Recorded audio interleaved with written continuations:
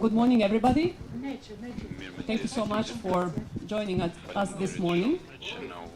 It is my pleasure to introduce to you today Mr. Miroslav Lajçak, EU Special Representative for the Pristina-Belgrade Dialogue and other Western Balkans regional issues, and Mr. Matthew Palmer, US Deputy Secretary Special Representative for the Western Balkans. I would like to give the floor first to Mr. Lajçak. Thank you very much and good morning, ladies and gentlemen. I'm very pleased to see you here today. This is my fourth visit to Pristina in my current capacity, but it's also a specific one for two reasons. The first reason is that I am accompanied by my good friend and dear colleague Matthew Palmer. Every time I'm here, I get questions about the quality of the cooperation between the European Union and the United States, and every time I say that our cooperation is excellent and could not be better. But of course, the best demonstration of this close cooperation is the fact that we have had this program. We have had this program together, and I'm really pleased to say that the transatlantic cooperation on the dialogue and on the Western Balkans is excellent. And the second thing that is visit different from the previous visits is that the main purpose of this visit is to prepare the first high-level meeting between Prime Minister Kurti and President Vučić. That will take place in several days from now in Brussels, and that's why I'm here. And that's why the program focuses on four key meetings with President Osmani, Prime Minister Kurti, First Deputy Prime Minister, Chief Negotiator Mr. Bislimi, and the Second Deputy Prime Minister, Foreign Minister, Minister for Diaspora, Madam Gervala. And we had these meetings together, and I have to say that these meetings were very useful and will help us to prepare for the meeting. Yeah, we want to make sure that the meeting will be successful. My final point is that this year has the potential to be a good year for the EU-Western Balkans relationship. There is an increased interest in the region among the EU leadership and the member states. There was a discussion among the 27 foreign ministers a couple of days ago. There will be another discussion on the 22nd of June. There will be EU-Western Balkans Summit in October, and all the platforms should be used to move the European agenda for the region, including Kosovo, forward, and I really hope the dialogue will be one of the good examples of the positive development in the region, and we will progress on the normalization of relations between Kosovo and Serbia. Thank you very much. Thanks, Miro, and thank you all for coming. It's a pleasure to be back here in Pristina. It's a particular pleasure to be here together with Miroslav Lajçak.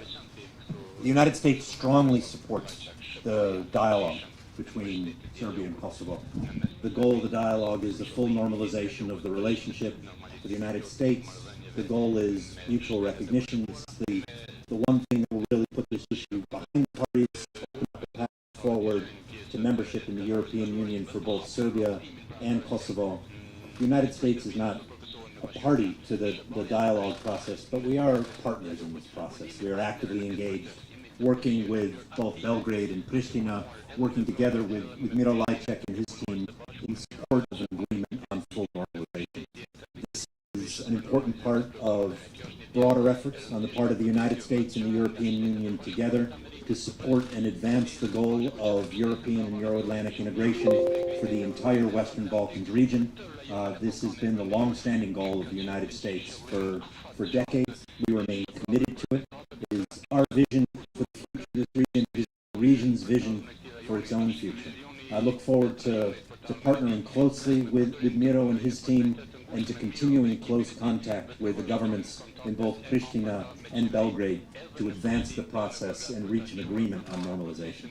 Thank you very much. Thank you, Mr. Lajçak, Mr. Palmer. Tight schedule, the two officials, we have time only for one question for each one of them.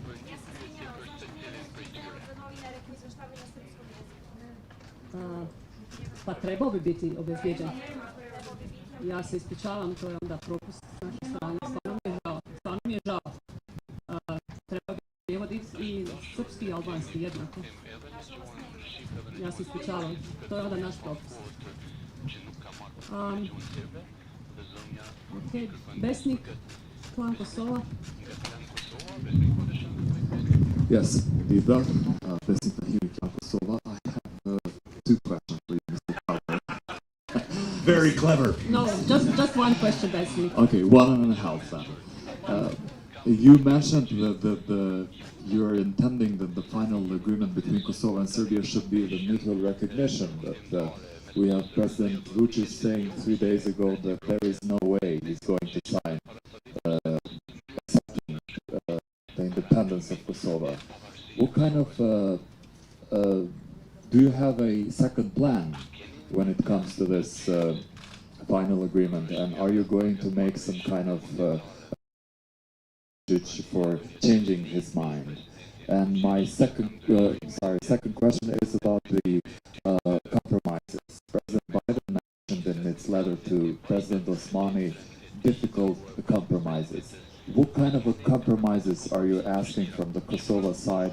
And does this compromises include or exclude changing borders, land swap, or something like that? Thank you. Thanks for the question. It's not up to the United States to identify the compromises that would be necessary, the parameters of the negotiation. It's not up to my friend Miro either. It's up to the parties. This is a dialogue process that is led not by the United States.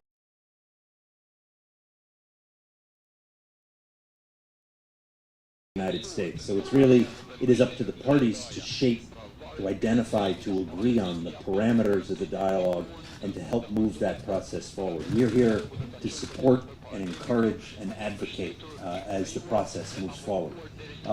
In terms of the ultimate goal, we continue to believe that it is mutual recognition that will finally put this issue in the past and open up the path forward to Europe. The source of pressure on the parties for this is their own desires and ambitions to move forward on their European path. That's going to require addressing and resolving these issues. And that, I believe, creates the incentives that are necessary for the parties to address the challenges, to identify the compromises that will be necessary to chart a path forward with the facilitation of Miro Lajçak and his team with the support of the United States. Thank you, Mr. Palmer. And then question for Mr. Lajçak from Artiana RTK.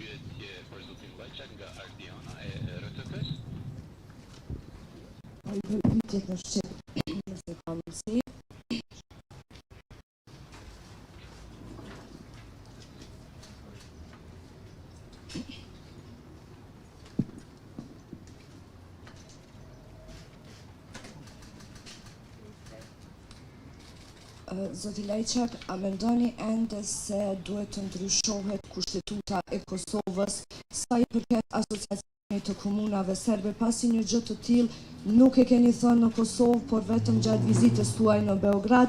Dhe gjithashtu, Zoti Palmer, çfarë mendoni ju, në çfarë forme duhet të bëhet asociacioni i komunave me shumicë serbe? Faleminderit.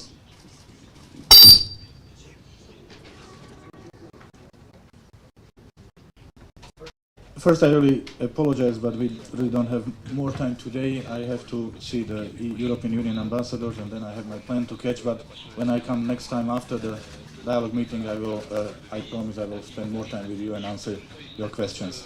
Second, somehow there is a good tradition of putting in my mouth something I never said. What I said was the reference to the usual practice that when you reach an international agreement, then you bring these commitments stemming out of the agreement also transformed into your national legislation. So this is, I never said it must be done, and I never said it must be done because of this or that question.